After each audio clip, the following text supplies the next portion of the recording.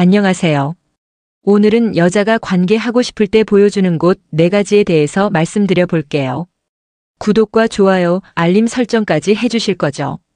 그럼 바로 시작할게요. 보통 인간의 3대 욕구라고 하면 식욕, 수면욕, 그리고 성욕을 떠올립니다. 성욕은 그만큼 인간의 본능적인 욕구이며 누구나 가지고 있어요. 그런데 대부분의 사람들은 연애하면서 남자만 잠자리를 강하게 원한다고 생각을 하는데 여자도 남자만큼 욕구가 있답니다. 하지만 사회적인 시선이나 편견 때문에 자신의 욕구를 숨기거나 참는 경우가 허다하죠. 즉, 아무리 성욕이 강한 여자라도 남자와 하고 싶을 때 대놓고 자신의 욕구를 드러내는 게 쉽지는 않다는 거예요. 그래서 여자는 남자에게 은밀한 신호를 보내서 알아차리게 만들려고 하는 경향이 있습니다. 그런데 안타깝게도 많은 남자들이 여자가 무의식적으로 보내는 호감 신호를 알아차리지 못해서 연인으로 발전하지 못하고 스쳐 지나가게 되는 경우가 많습니다. 그럼 여자는 남자에게 호감 있고 하고 싶을 때 어디를 보여주고 어떤 신호를 보낼까요?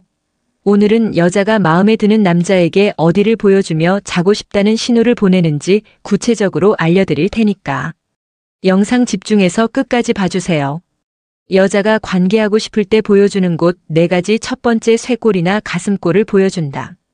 대부분의 남자들은 나이가 들어가면서 남성 호르몬인 테스토스테론의 감소로 인해 성욕이 점점 줄어듭니다.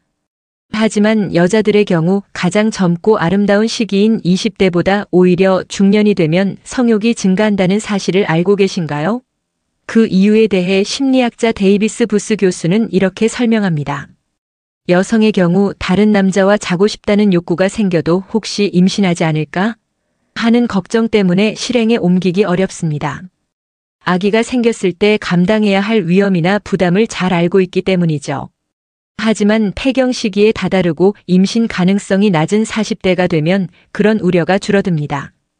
또한 결혼한 30대 여성은 대부분 임신이나 육아에 정신이 없지만 4050대가 되면 아이들도 웬만큼 성장해서 엄마의 관리가 덜 필요하고요. 쉽게 말해 여자 나이 40대는 생물학적으로 심적으로도 바람 피울 여유가 생기는 거예요. 그래서 여자들은 40대에서 50대 중년에 바람을 피우는 경우가 가장 많다고 합니다. 이런 점을 고려해 본다면 남자들이 젊은 여자와 만나 원나잇을 하는 것보다는 중년이 되어서 나이대가 좀 있는 아줌마와 원나잇을 하는 것이 훨씬 더 수월하다는 거죠. 아무리 성욕이 높아진 중년 여성이라 할지라도 대놓고 직접적으로 오늘 하고 싶다고 자신의 욕구를 드러내는 건 쉽지 않습니다. 이건 진화 심리학적으로 수동적인 것에 익숙한 여자의 본능이기 때문이죠. 그래서 여자들은 직접적으로 대놓고 하자고 말하진 않지만 여러 간접적인 행동들을 통해 남자가 알아차려서 리드 해주길 바라는 거예요. 여자들은 하고 싶은 남자에게 은밀하게 신호를 보내기 위해 확실한 시각적인 효과를 이용하는 경우가 많은데요. 특히 테스토스테론이 많이 분비되어 성욕이 강해지면 화장을 짙게 하고 야한 옷을 입기도 합니다. 이건 경쟁심을 부추기는 테스토스테론의 특성 때문인데요. 이성 앞에서 남들보다 더 예뻐 보이려는 경쟁심이 높아졌기 때문이죠.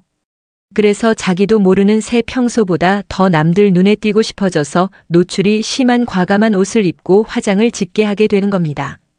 이처럼 성적 욕구가 높아져 하고 싶어진 여자들은 남자가 시각적인 영향을 많이 받는다는 사실을 잘 알고 있기 때문에 그 점을 10분 활용하려고 듭니다. 그래서 하고 싶은 여자들은 가슴이 보일 정도로 깊게 파인 원피스를 입거나 딱 붙는 셔츠를 입고 단추를 여러 개 풀어놓기도 해서 가슴골을 보여주기도 하죠. 여자는 본능적으로 남자가 자신이 어디를 좋아하는지 잘 알고 있거든요. 그런데 깊이 파인 옷은 가슴이 크지 않으면 효과가 별로 없고 설사 가능하다 하더라도 너무 노골적으로 야해 보여 역효과를 줄 수 있기 때문에 고수인 여자들은 별로 선호하지 않습니다. 그래서 고수들은 가슴골이 보이도록 깊게 파인 옷보다는 쇄골이 살짝 드러난 옷을 선호합니다. 대놓고 보여주는 것보다는 보일 듯 말 듯한 게 남자들에게 더 자극적이라는 걸 잘 알고 있거든요. 즉 고수인 여자들은 몸매가 다 드러나는 노출이 심한 옷보다는 쇄골이 보이는 정도의 옷을 입는 걸 선호하는 거죠. 그런데 남자는 여자들의 이런 행동에 굉장히 취약합니다. 여자의 가슴골이나 쇄골을 보는 순간 무장해제되어 그녀에게 빠져들기 쉽죠. 그래서 여자들은 작정하고 남자를 꼬셔야겠다고 생각하면 깊게 파인 옷을 입고 가슴골을 보여줍니다. 만약 데이트를 하는데 여자가 가슴골이나 쇄골이 드러난 옷을 입고 나와 야릇한 매력을 발산한다면 오늘 작정하고 나왔다는 신호로 볼 수 있으니까 잘 캐치하셔서 적극적으로 행동하시길 바랍니다. 두 번째, 목덜미를 보여준다. 여자들 대부분은 호감 있는 남자에게 자연스럽게 고개를 기울여 목선을 드러내 보입니다. 그런데 왜 목덜미를 보여주는 것이 호감 신호인 걸까요? 미국의 의사소통 전문가 토냐 라이먼에 따르면 여자는 좋아하는 남자에게 무의식적으로 자기의 목 옆 부분을 드러내는 습성이 있다고 해요. 목은 경동맥, 경정맥이 있는 급소에 해당되는데요.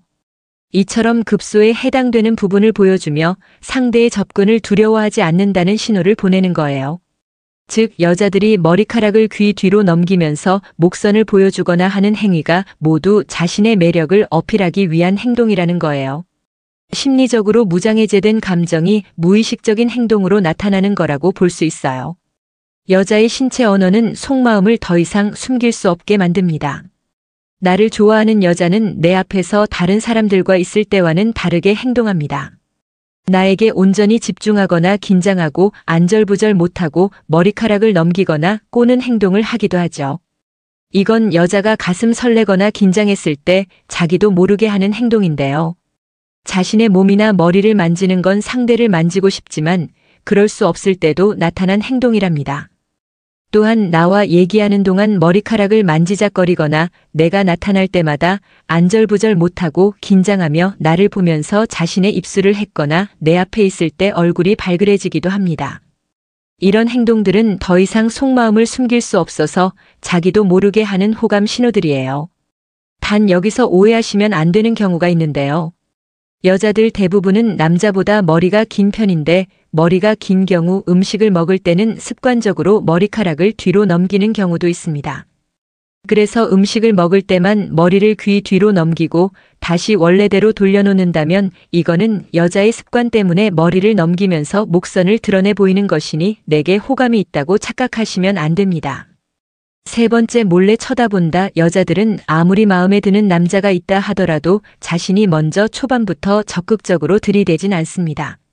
좋아하면서도 아닌 척 행동하는 거죠. 보통 은연중에 표현하거나 무의식적으로 나온 행동들이 대부분입니다.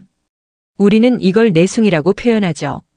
그런데 남자들이 이런 시그널을 파악하지 못한다면 연인으로 발전할 수 있는 기회를 놓칠 수 있어요. 이러한 여자들의 호감 표현 중에서 가장 흔한 행동은 남자를 유심히 쳐다보는 거예요.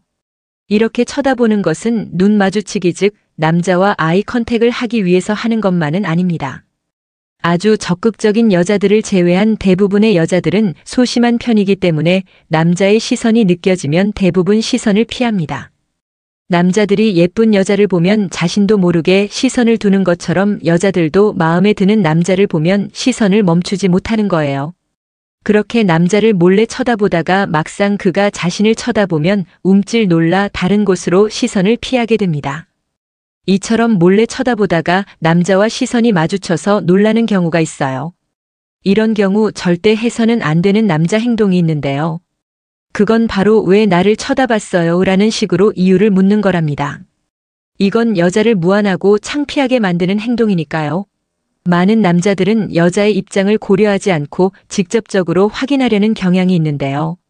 하지만 연애 고수는 묻지 않고도 여자의 마음을 읽어내는 능력이 있습니다. 사실 능력이라고 말하기보다는 눈치가 빠르다라는 표현이 적절할지 몰라요. 지금 당신을 몰래 쳐다보는 여자에게 조금이라도 호감이 있다면 절대 이런 행동을 하시면 안 됩니다. 이런 행동으로 인해 여자는 자존심에 상처를 입게 되고 그 남자에 대한 호감이 급격히 사라지게 될 거예요.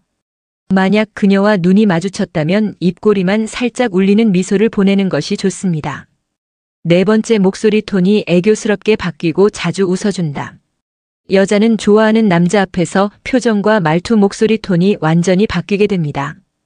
콧소리가 섞이면서 애교스러운 목소리를 내기도 하고 평소보다 높은 톤으로 말을 하게 되는 거죠. 그 이유는 그 남자에게 여성성을 어필하기 위해서예요. 진화 심리학적 관점으로 볼 때 남자는 여성성이 강한 여자에게 끌리게 되는데 여자들은 본능적으로 그걸 알고 있거든요. 그리고 남자의 관심을 끄는 가장 효과적인 방법은 다름 아닌 웃어주기랍니다. 자신감 있고 매력적인 활짝 웃는 미소만큼 섹시한 것이 없어요. 웃는 것이야말로 인간의 가장 기본적인 표정이자 긍정적인 감정을 이끌어내는 수단입니다. 웃는 표정이 그 사람에 대한 매력도를 높인다는 연구들도 이미 발표된 바 있어요. 여자가 평소보다 과하게 애교를 부리거나 자주 웃거나 쳐다본다면 남자에게 섹스 어필하고 있는 거랍니다. 그런데 평소에도 애교가 많아 여성성이 강한 여자도 있기 때문에 여자의 말투와 표정만으로는 속마음을 알아차리기가 쉽지는 않습니다. 그렇기 때문에 이런 판단을 하기 위해서는 평소와 다른 말투와 표정을 짓는지 파악하는 것이 중요한데요. 여자가 평소에 주변 사람에게 어떻게 행동하는지 보시면 쉽게 파악할 수 있을 거예요. 만약 만난 지 얼마 안 돼서 주변 사람을 대하는 태도를 알 수 없다면 함께 식당이나 카페에서 확인이 가능한데요.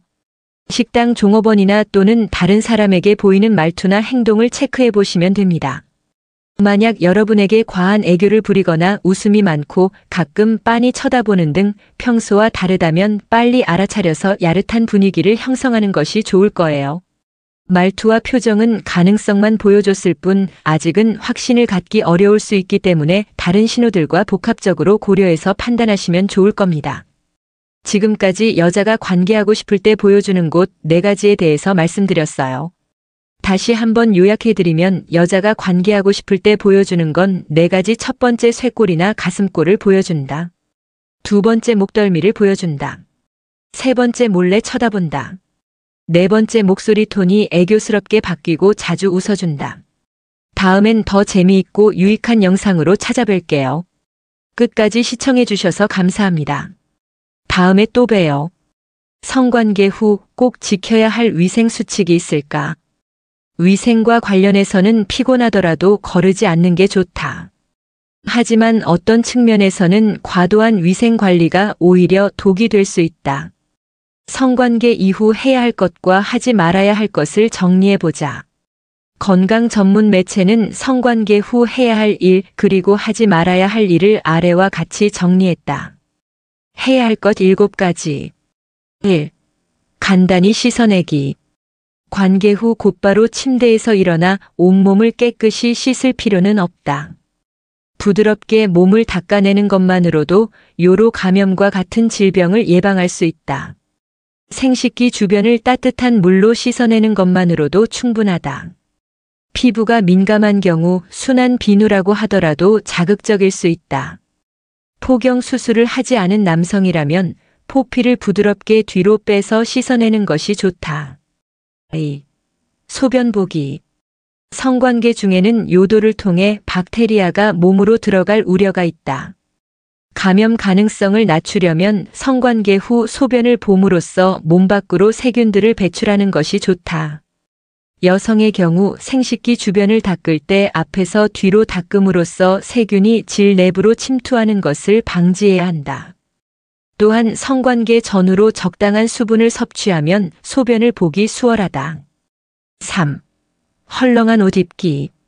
성관계 후에는 속옷도 잠옷도 헐렁이는 것을 선택하자. 너무 꽉 끼는 팬티나 겉들은 피해야 한다. 남녀 모두 통기성이 좋고 땀을 잘 흡수하는 면 소재의 속옷이 좋다. 땀이 많이 나면 박테리아와 효모가 번성하기 쉽다. 차라리 속옷을 입지 않는 것도 감염을 예방하는 좋은 방법이다. 4. 손 씻기. 손은 신체 곳곳에 있는 박테리아를 확산시키는 최적의 장소이다. 성관계 후 손은 반드시 비누로 씻어야 한다. 성관계 후 루틴으로 손 씻기를 넣어보자. 5. 섹스토이 세척하기. 성관계 후 섹스토이는 성병과 기타 감염을 확산시키는 도구가 될 수 있다. 섹스토이의 세척 방법을 확인해 깨끗하게 관리하자. 섹스토이는 다른 사람들과 공유하지 않는 것이 좋지만 만약 공유하게 된다면 사용할 때마다 새 콘돔으로 덮어 사용하는 등 교차 감염에 특히 주의해야 한다. 6. 성병 관리. 성관계 중에는 모든 병을 주고받을 수 있다. 성병 감염 증상이 보인다면 늦기 전에 병원을 찾아 관리해야 한다. 생식기 주변의 통증이나 물집, 발진, 반점 또는 덩어리와 같은 증상이 있는지 유심히 관찰해보자. 특히 새로운 파트너와 성관계를 했다면 성병 검사를 받는 것이 좋다. 성병은 대부분 초기에 증상이 없기 때문에 성병 감염 여부를 확인하는 유일한 방법은 검사를 받는 것뿐이다. 7. 임신 중 성관계 각별히 유의. 임신 기간 중 성관계는 요로 감염과 같은 감염의 위험이 증가한다.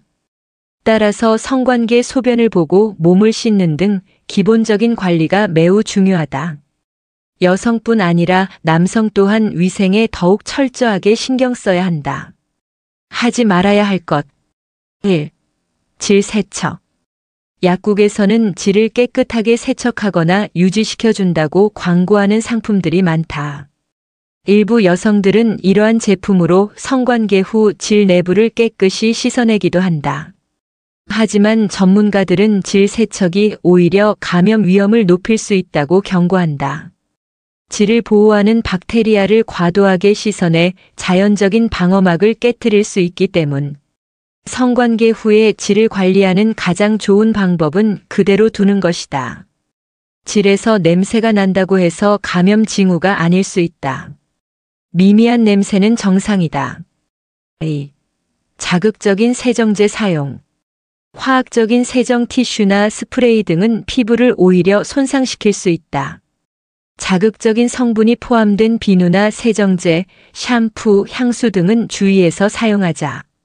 특히 향이 강한 탐폰이나 위생 패드, 파우더 등은 피하는 것이 좋다. 기억하자. 성관계 후 따뜻한 물로 부드럽게 헹구는 것만으로 충분하다.